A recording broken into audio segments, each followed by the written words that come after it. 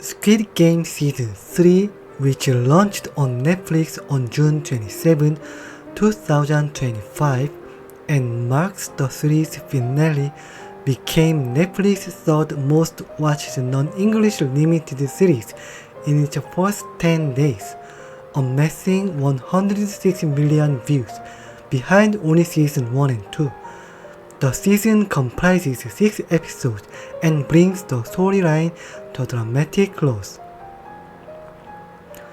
Brutal new thrilling games such as hide and seek, a deadly team massacre, jump rope on a narrow bridge, and a final tower game where Gi-hun sacrifices himself for an infant was added. Users praised Lee Jung-jae's visceral portrayal of trauma and moral conflict, Jo Yuri, Park Sung-hoon emotionally charged performances as the pregnant contestant and a trans player respectively.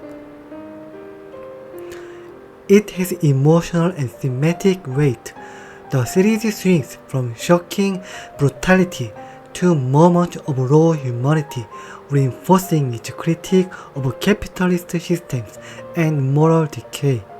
The Trolley Dilemma, a famous ethical thought experiment that asks whether one should sacrifice one person to save many, is deeply woven into the structure and moral choices in the Korean drama Squid Game.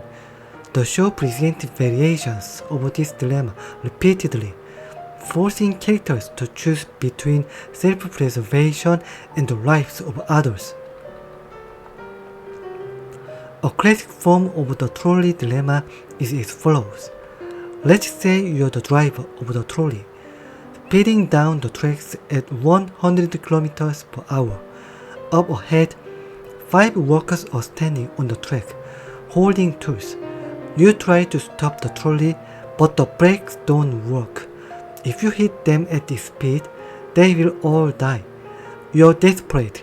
Then you spot an emergency track off to the right. There's one worker on that track, but only one.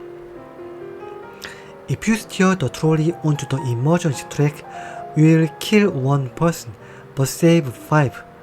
What would you do? Most people would say, divert. One innocent person will die, but that's better than 5. In this case, sacrificing one life to save 5 seems justified. Now, let's consider a different trolley scenario.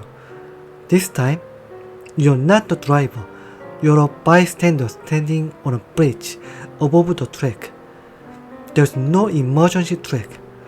A trolley is speeding toward 5 workers at the end of the line. The brakes have failed again. The trolley will hit them. You feel helpless. Then you notice a large man standing next to you, unaware of danger. If you push him onto the track, his body would stop the trolley and save the 5 workers.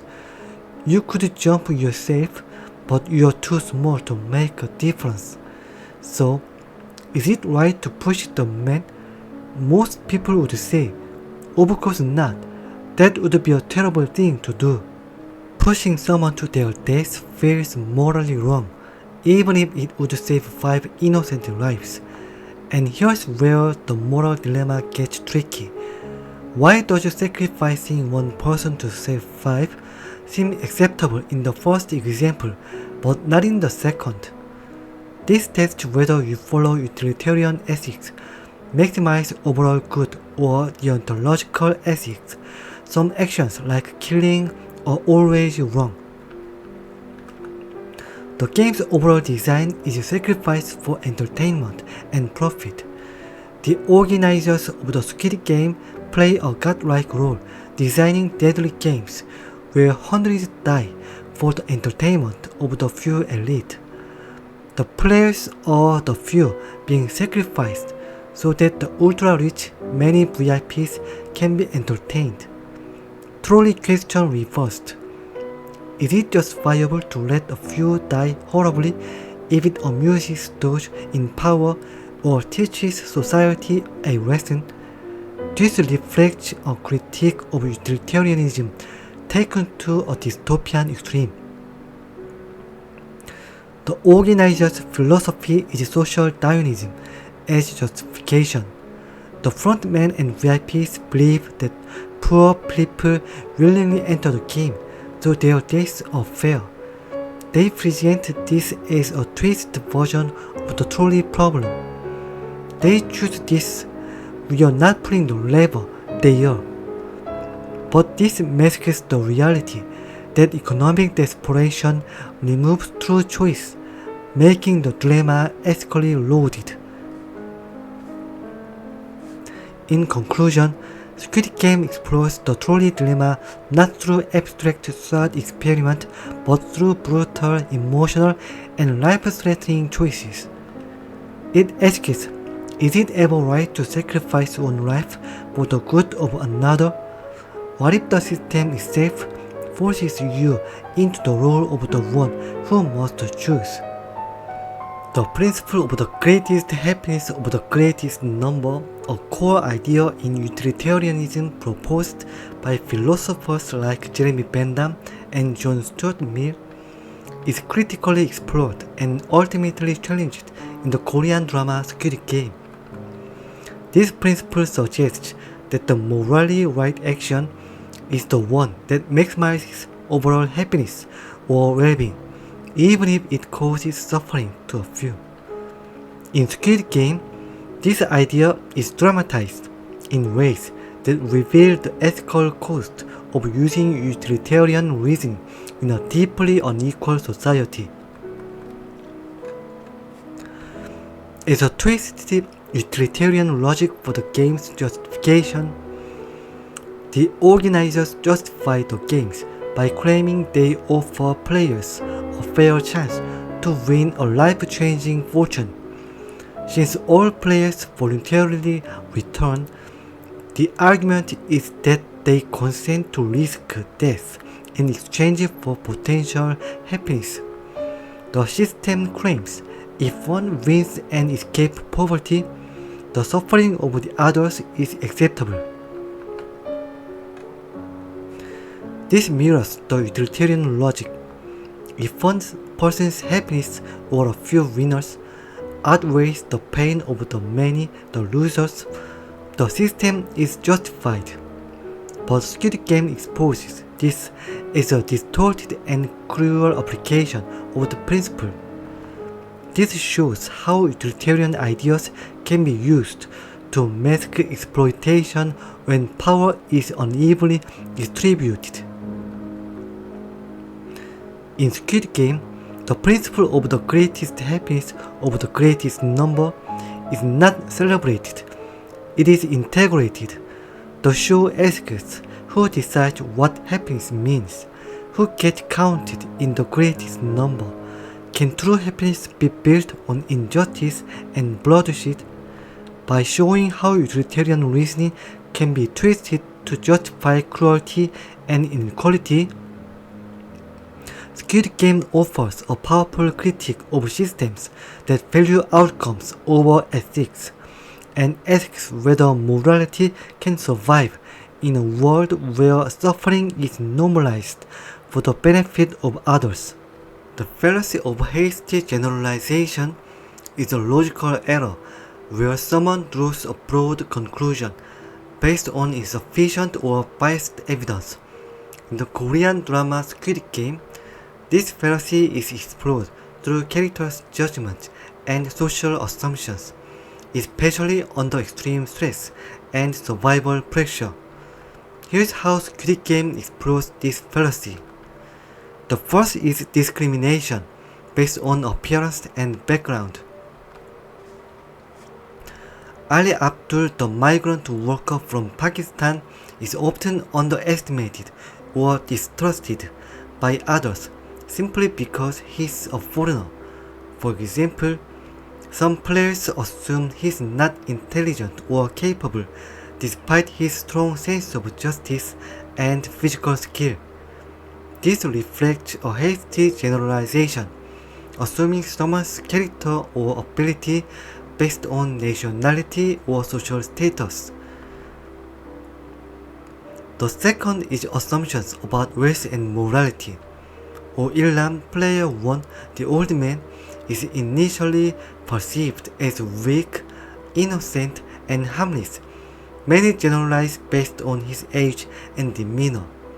This blinds other players to the truth that he is actually the mastermind behind the game. The audience too falls for this hasty generalization, which makes the twist more shocking. In conclusion, Squid Game uses the fallacy of hasty generalization to critique how society quickly labels people by their wealth, age, race, or behavior in crisis, often leading to misjudgment, mistrust, and tragedy. It shows that surface-level assumptions in life and death situations can have deadly consequences and challenges viewers to question their own biases. The Bottleneck Phenomenon, a term used in various fields to describe a point where the flow of progress is severely limited or slowed down due to a narrow constraint, is symbolically and literally explored in the Korean drama Squid Game through its depiction of structural limitations, competitive pressure, and social inequality. In general, a bottleneck refers to a stage in a process that reduces efficiency or throughput because it has limited capacity, forcing everything else to slow down or stop. In evolution, a population bottleneck reduces genetic diversity. In traffic, a road bottleneck causes congestion. In society or system, opportunities and resources are narrowed, forcing many to compete for few spots. Here's how Squid Game explores the bottleneck phenomenon. The game structure is many compete, only one win. 456 players begin the game, but only one can win the 45.6 billion won prize. Each round eliminates a large portion of players, forcing many through a narrow funnel of survival. This mimics a literal bottleneck. People are filtered out not because of lack of effort or will, but because of artificially constrained opportunity. The Grass Bridge and Jump Rope game are literal bottleneck. High altitude Squid Game is the same as well. Players must cross a narrow bridge made of glass panel, some of which break under weight. Only one person can move forward at a time, and each step is a gamble.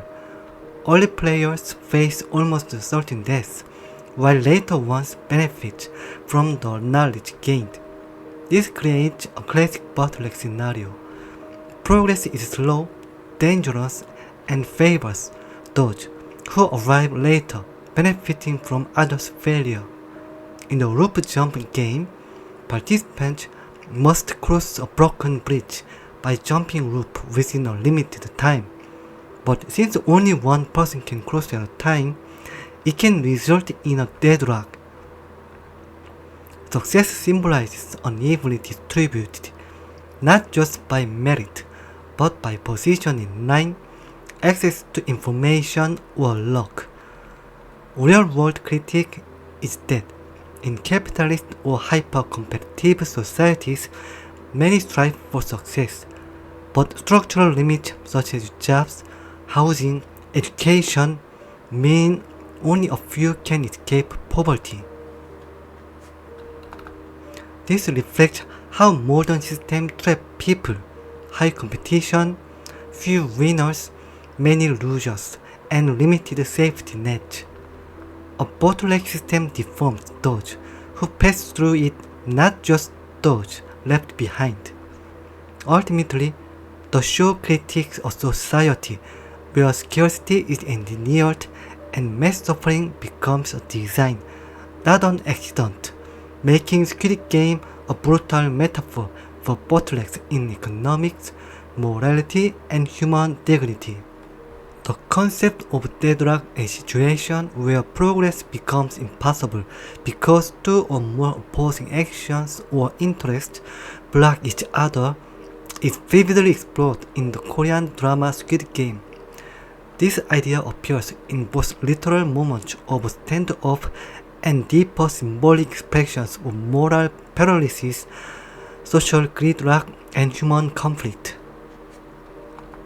In computing and game theory, a deadlock occurs when two or more parties wait on each other to act, and as a result, no one can proceed. In life, it reflects situations of stalemate, mutual obstruction, or unresolved tension where all available options seem blocked. Here's how Squid Game explores deadlock. Talk of war game is physical deadlock. The roof jumping game and the high altitude Squid Game are strategic deadlock. The first players to cross the bridge gain the high ground and prevent other players from crossing, resulting in a deadlock where no one can proceed. Marble game is emotional and ethical deadlock. Players are emotionally trapped between survival instinct and guilt. During the final game, Gi-hun vs Sang-woo or Myung-gi's deadlock, one won't kill, the other won't surrender. Even when a system forces binary choices, deadlock can reveal moral resistance, though often at tragic cost. Post-game Gi-hun is psychological deadlock. After winning, Gi-hun cannot use the prize money. He falls into depression, unable to move on with his life. This represents a moral paralysis when trauma and systemic guilt freeze all action. Squid Game explores deadlock at multiple levels. The drama ultimately suggests that deadlock is not just a failure of movement, but a symptom of broken systems, where all paths forward seem compromised, and true progress demands breaking the rules, not just playing better within them. The concept of Nash equilibrium is a situation in game theory where no player can benefit by changing their strategy while others keep theirs unchanged. It refers to a situation where I am guaranteed to suffer a loss if I take even the slightest different action, while the other party remains fixed in a Nash equilibrium. Simply put, it's similar to a deadlock. Once a Nash equilibrium is reached, no one can deviate without incurring a loss. This concept is meaningfully explored in the Korean drama Squid Game, particularly through the way players make strategic decisions in both competitive and cooperative situations.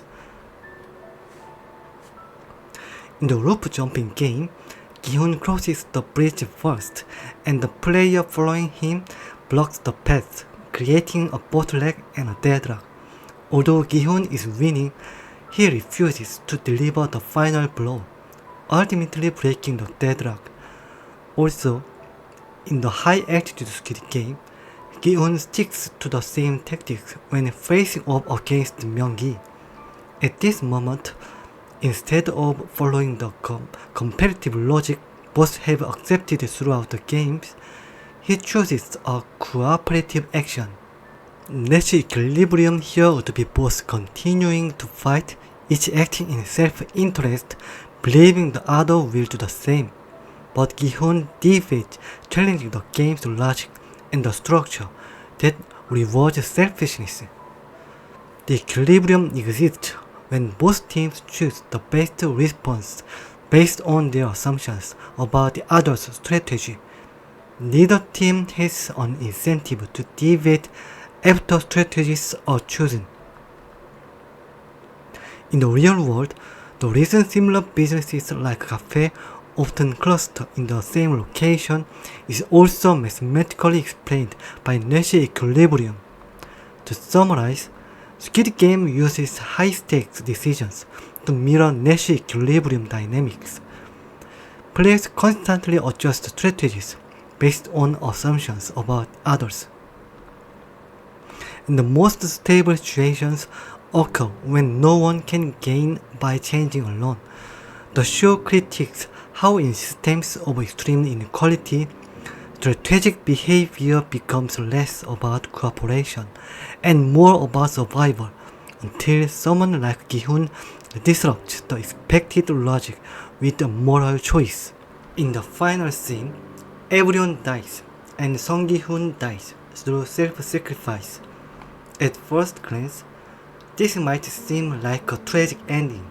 However, director Hwang Dong-hyuk has said that he believes the ending also contains a hopeful message. Here's an excerpt from director Hwang's interview. The story I wanted to tell through this work is about how the younger generation is losing hope. Many have already given up on the idea of living better than the previous generation. They feel self-destructive, and in too many cases, they are thrown into relentless and overwhelming competition, starting with the college entrance exam. While the global environment continues to deteriorate, the meaning behind Song Gi-hun's sacrifice is a reflection on what kind of world we, the older generation, should leave behind for the next, symbolized by the baby, our future.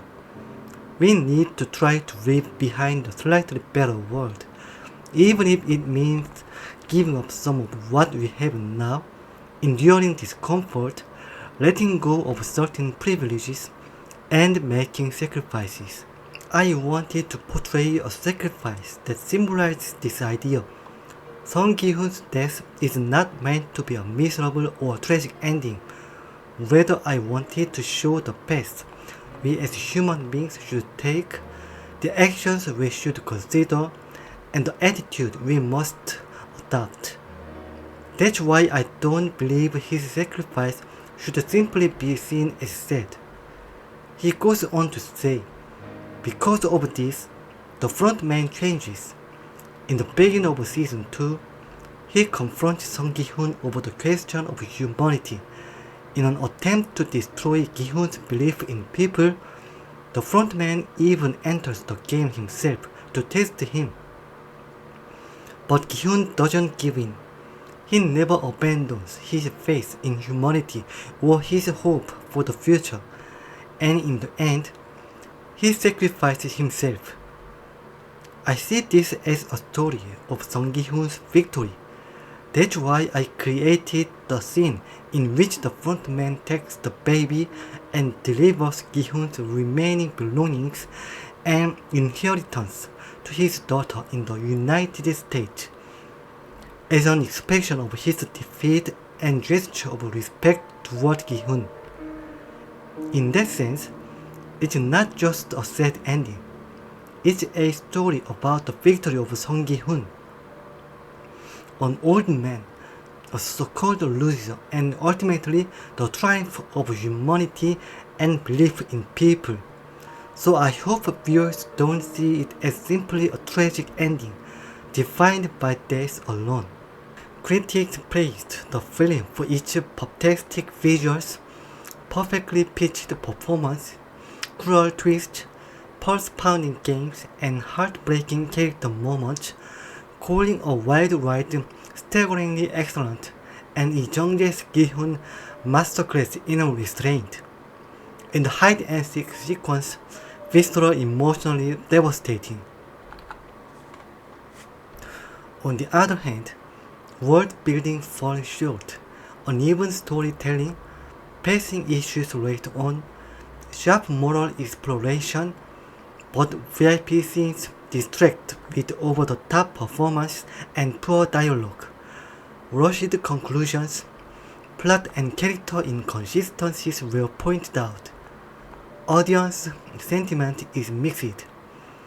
Users praised the finale's emotional sting, but some felt the season lacked character depth and had an unsatisfying ending. Other users noted a shift from simple good versus evil to more morally complex territory. Gi-hun isn't a pure hero and characters blur ethical lines. Squid Game 3 succeeds as a brutal, emotionally thorny finale, less polished than Season 1, but fitting for a dystopian tale that never promised a tidy wrap-up. You'll be left thinking and likely unsettled. In Season 1 of Squid Game, there is a book titled Theory of Desire.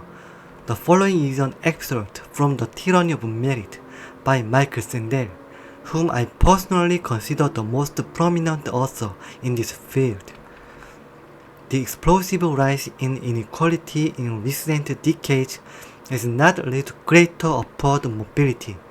Instead, it has reinforced the ability of the upper class to pass their privileged status onto their children. Over the past half century, elite colleges have removed the barrier of race, religion, gender, and ethnicity that once excluded even privileged children. The SAT was introduced with the promise of selecting students based on academic performance, not on class or family background. But today's meritocracy is hardening into the new form of hereditary aristocracy. The arrogance of meritocracy lies in the tendency of each winner to overstate their own role in their success, forgetting the coincidences and good fortune that made it possible. Those who rise to the top tend to believe they fully deserve their success, and that those at the bottom deserve their failure too. Yet we become more humble when we recognize how much of our fate is due to luck. I am successful because of God's grace or sheer luck. Perfect meritocracy, however, leaves no room for this kind of gratitude. It also weakens our ability to see ourselves as part of a shared community of destiny. When we believe our talent and opportunities are simply the result of chance, we become more open to solidarity. Merit, by contrast, fosters a kind of tyranny, a rule that feels earned but is often unjust. When we speak of a person's lot in life, we are referring to something given, shaped by fate, luck, or divine providence, rather than something achieved solely through personal effort. This takes us beyond the realm of individual ability and choice, and into the realm of grace. It returns us to an age-old debate. Are income and social status earned through merit, or the gift, which is things which we receive rather than create? Calvinists developed a distinctive work ethic rooted in this belief. They believed that everyone is called by God to a particular vocation, and that dedicating oneself to that calling was a sign of salvation. At the heart of this ethic was the idea that work is not just a way to make money, but a way to glorify God. Working only to earn and freely spend money was seen as a departure from sacred purpose, even a form of corruption. When politicians endlessly repeat hollow words that no longer resonate, it inevitably creates the suspicion that what they are saying is no longer true. The discourse of social mobility fits perfectly into this. It's no coincidence that such rhetoric sounded most nauseating when inequality had reached a dangerous level. In a situation where the wealthiest 1% earn more than the bottom 50% combined, and the median income has stagnated for 40 years. How could the phrase, "if you just work hard, you will succeed," not sound like an empty promise? When researchers asked people in the United States and Europe how likely it was for a poor person to become rich in their respective countries, both groups were largely out of touch with reality, but in opposite way. Americans tend to overestimate their likelihood of social mobility in their country, while Europeans tended to underestimate it. Perhaps one could defend the discourse of social mobility this way, that it merely presents competition based on fair opportunity as an ideal goal to strive for, rather than as a claim about our current reality. However, in this discourse, the emphasis on ability becomes excessively large. In the end, it starts from an ideal but slips into the claim that this is just how reality is. Some might say, what's the problem if highly educated college graduates are the ones running the government? That should be welcomed. Of course, when building a bridge, we want the most competent engineer, and when performing an appendectomy, we want the most skilled surgeon. So why shouldn't we want members of parliament from the top universities? Wouldn't highly educated readers with impressive credentials develop better policies and engage in more rational political discourse? The answer is not necessarily. When people complain about meritocracy, it's usually not about the ideal itself. The complaint is that it doesn't actually work in reality. Wealthy and powerful individuals use the system to entrench their privileges, and the professional class find ways to pass on their advantages to their children. In this way, meritocracy is transformed into a hereditary aristocracy. Universities claim to admit students based on merit, yet they favor the children of the rich and well-connected.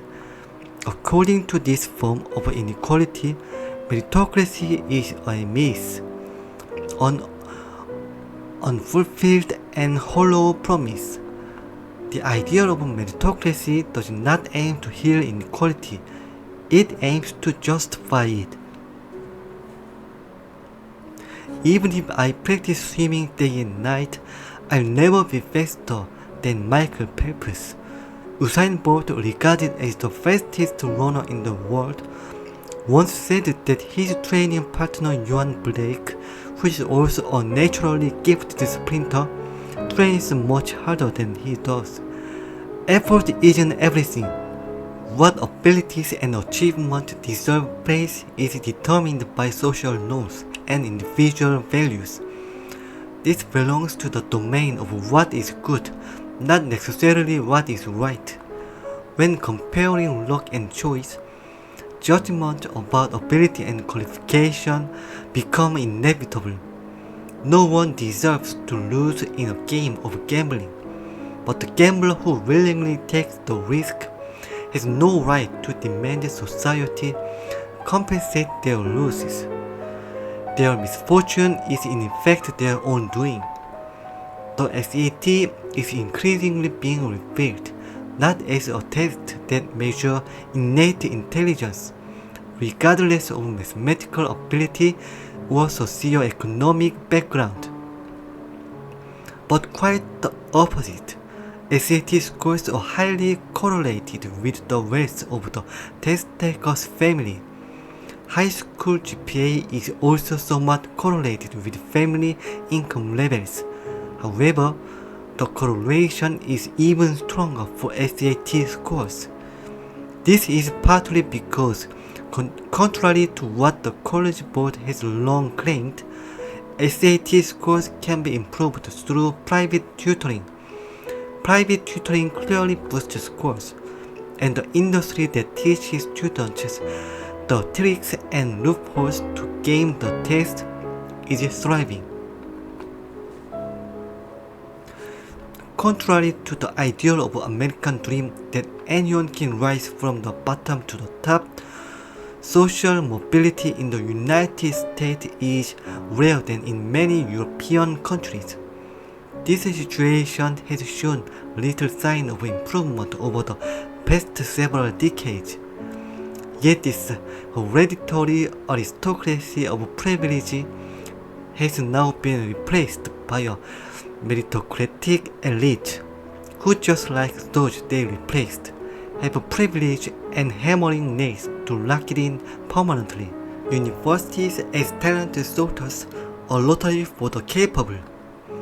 A proposal worth serious consideration is this: among the 40,000 applicants to institutions like Harvard or Stanford, exclude only those who clearly would not thrive in such an environment, either due to academic unpreparedness or an inability to interact with peers.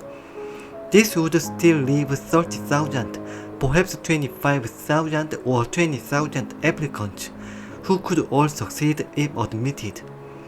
Instead of engaging in an exceedingly difficult and uncertain selection process, final admission could be determined by lottery. In other words, set aside the detailed files and select 2,000 students at random. This proposal does not reject meritocracy outright. Only those with sufficient ability would be eligible. But rather than treating ability as something to be maximized and ranked, it is redefined as a baseline qualification. What makes this alternative especially compelling is its practical plausibility. Even within narrowly defined fields like baseball or American football, accurately forecasting who will succeed proves unreliable.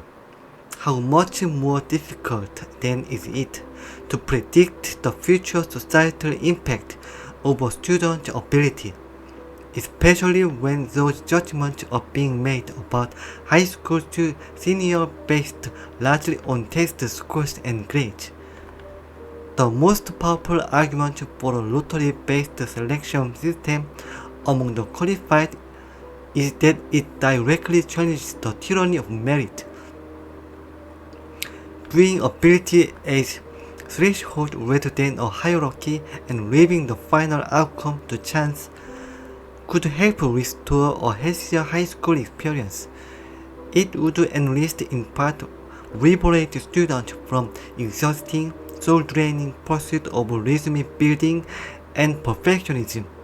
It would also puncture the arrogance often associated with meritocratic success, revealing that those at the top are not solely there due to individual effort, but also due to chance. And it would highlight the reality that those who are rejected often share similar backgrounds, talent, and moral worth with those who are admitted. Overzealous parents would likely recede, and families could regain peace of mind. Students admitted without the wounds of meritocratic warfare would be less inclined to performative hoop jumping and more open to intellectual and personal exploration. We must diffuse the hyper-competitive admission machinery of elite institutions and unplug the power supply to the meritocratic sorting system. More broadly, we must identify and legitimize alternative pathways to success that do not depend on a 4-year college degree. Consider the funding disparity. The US spends vast amounts on higher education through research subsidies, student loans, and tax credit. In the 2014 and 2015 academic year, a staggering $162 billion went to colleges. In sharp contrast, the Department of Education allocated only around $1.1 billion to career and vocational education. However well-meaning, The meritocratic narrative that a 4-year degree is the gateway to success distorts our understanding of what forms of education are genuinely needed by most people. That confusion harms not only the economy but also undermines the respect for the kind of labor performed by the working class. Based on the reasoning outlined earlier, it is a mistake to assume that the market value of various jobs reflects their contribution to the common good. Just think of the wealthy drug dealer versus the underpaid high school teacher. Yet over the past several decades, our society has deeply internalized the belief that what we earn reflects the value of our social contribution. This idea echoes throughout our public culture. Non-college educated members of the working class overwhelmingly supported Donald Trump. The fact that so many people were drawn to his politics of grievance and resentment shows that their struggles were not merely about economic hardship. The persistent decline in labor force participation, even before Trump's election, also aligned with this. As work conditions for those without meritocratic credentials deteriorated, more working-age people began dropping out of employment altogether. Perhaps the explanation lies partly in our culture's love of consumption, or perhaps it stems from the belief that economic growth is paramount. But there is something deeper. The reason economic growth is prioritized above all else in public policy, beyond its material benefit, is that it holds political appeal in a pluralistic society riddled with conflict. It provides a way to bypass massive moral disagreement. Only the most fervent libertarian could argue without shame that the social contribution of a wealthy casino mogul is truly 1,000 times more valuable than that of a pediatrician. This confusion stems from a meritocratic hope that the world is arranged such that we get what we deserve. That hope has long fueled a kind of providential thinking dating back to the Old Testament, which claims we must always stand on the right side of history. In market-driven society, it is a persistent temptation to interpret material success as evidence of moral worth. That temptation constantly works to erode our resistance. One way to resist more effectively is through debate and design. We must reflect, deliberate, and democratically establish shared frameworks to determine what truly constitutes a valuable contribution to the common good, and where the market has misjudged it.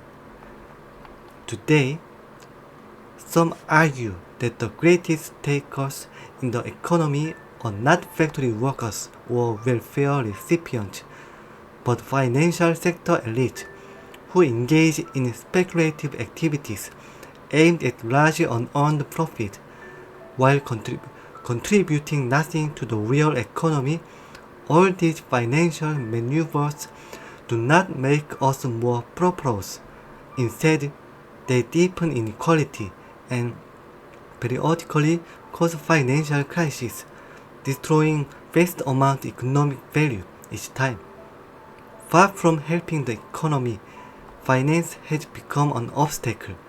As the financial sector grows, the economy doesn't accelerate, it slows down. So here is a proposal. Rather than imposing payroll tax on labor, we should consider eliminating them and instead introduce a financial transaction tax, a kind of sin tax aimed at curbing speculative practice that resemble gambling and offer no benefit to the real economy. Of course, alternative perspectives exist, but broadly speaking, my goal is to restore the dignity of work, and to do so, we must ask fundamental moral questions about our economic order, questions that technocratic politics has for decades buried or ignored. This calls for a sense of civic solidarity strong enough that when citizens say we are all in this together, it's not just an empty phrase, muttered in times of crisis, but a sincere expression of belief. That statement should reflect a trustworthy description of our everyday lives. Social welfare depends on cohesion and solidarity. It entails more than merely offering individuals the opportunity for upward mobility. It presupposes a high level of shared culture and a strong sense of common interest. Personal happiness demands not only the freedom to seek new forms of comfort and prestige, but also the ability to live a life of dignity and cultural richness. The latter does not require social advancement or status. The meritocratic belief that people deserve whatever the market gives them based on their talent makes solidarity nearly impossible. Why, after all, should the successful feel any obligation towards those who have been less successful? The answer depends on whether we can recognize that no matter how hard we try, we are never truly self-made or self-sufficient. We must come to see ourselves as social beings, and understand that the rewards given to our talent were due not solely to our achievements, but to our good fortune.